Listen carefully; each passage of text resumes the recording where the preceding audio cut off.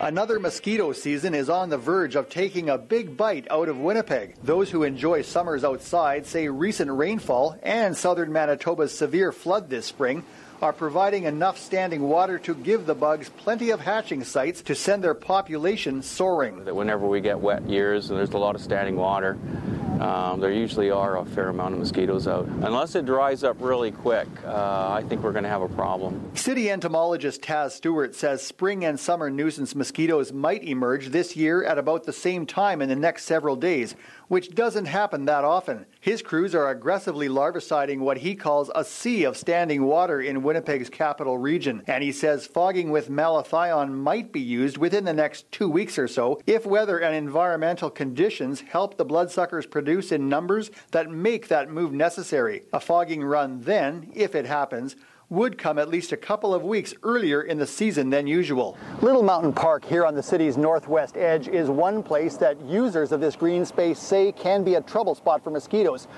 because of what they say is its apparently poor drainage that allows water to build up and gives the bugs a place to hatch. A lot of these areas don't have great drainage, obviously with the flooding, so as the waters recede there's going to be standing water which will contribute to the high bug population.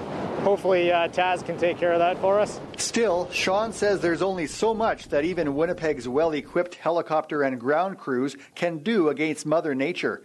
When it comes to battling mosquitoes, some say regular citizens have as much responsibility as governments. Each individual has some responsibility to make sure there's no standing water in and around their locale. If they can avoid it, like in their backyards, don't leave buckets of water out or anything like that.